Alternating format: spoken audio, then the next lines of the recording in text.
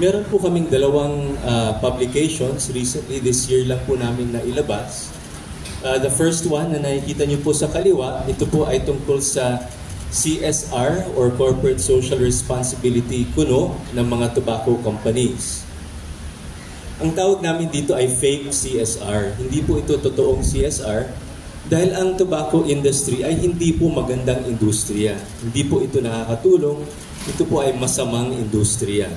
So kung gumagawa po sila ng quote-unquote corporate social responsibility, fake po ito dahil kung talagang responsibilidad nila sa lipunan ay gagampanin nila, dapat itigil nila yung kanilang harmful business. Pangalawa po, magkano ang binibigay nila sa CSR activities? No? Nag-donate po sila last year sa DSWD ng mobile clinic na ang halaga ay $250 milyon. Okay? $500 million. Napakalaking amount po, hindi po ba? Pero kung titignan po natin ang kanilang profit na $8 billion, ano ba naman yung $250 million? No? Parang insulto ito kung talagang gusto nilang tumulong, dapat kalahati, $4 billion ang ibigay nila sa charity. Hindi nila gagawin yon kasi pera nila yon. So, ano po ang totoong hangarin ng CSR ng tobacco industry? Number one, syempre papagpogi po yan sa publiko. Ginagawa nila ito sa mga eskwelahan, nagdo-donate ng computers, nagdo-donate ng mga libro. Sino target doon? Mga teachers, mga kabataan, para hindi isipin ng masamang tao ang tobacco industry. Tina-target nila yung mga LGUs, nagbibigay ng water, mga respirators nung time ng COVID, mga ambulansya. Bakit po? Para pag naglabas po ng ordinansya ang LGU, medyo mahina. Sabihin, ay, huwag tayo masyadong mahigpit. Ganon din po sa national government, nagbibigay din sila. Nagbigay po sila sa DSWD, nagbibigay sila ng mobile clinic sa Lab for All ng First Lady. Ano ang makukuha nila dyan? Pagka nagsulong po tayo ng mas mahigpit na regulasyon, siyempre sasabihin ng gobyerno, hinay-hinay lang tayo. Tumutulong kasi yan sa ating mga programa, hindi po ba? Utang na loob po ang kanilang mantra. Pero sinasabi din po natin, utang na loob, ano po ba ang inyong interest? Public interest ba ang ginagawa ng gobyerno o interest ng mga tobacco companies? Yung pangalawang report po ay based on mga internal company documents ng Juul.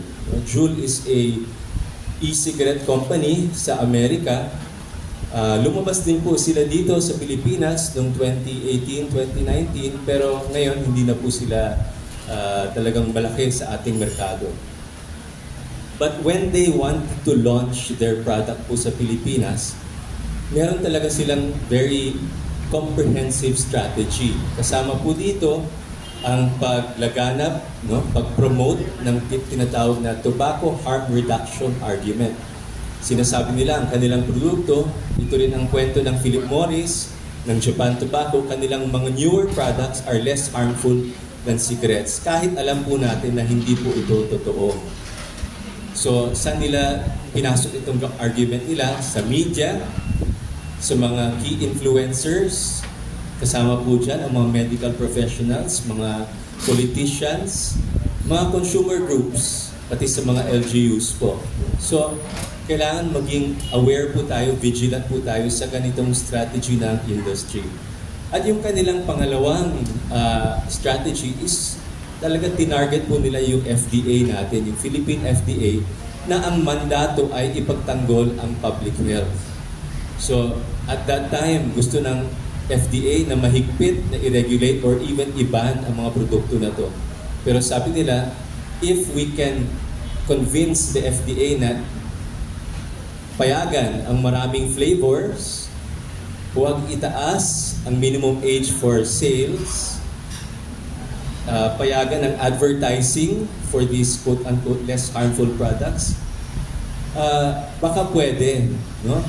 Pero ayaw, hindi pumayag ang FDA. So anong ginawa nila? Kinasuhan ang FDA. Nagkaroon po ng TRO. At nilabi po nila ang Kongreso. So ano po ang lumabas? Ang ating vape law ngayon, Flavors are allowed. Minimum age, dati 21, binaba to 18. Advertising online is allowed. And the DTI is the regulator, hindi po ang FDA. Yun po ang hangarin ng industriya.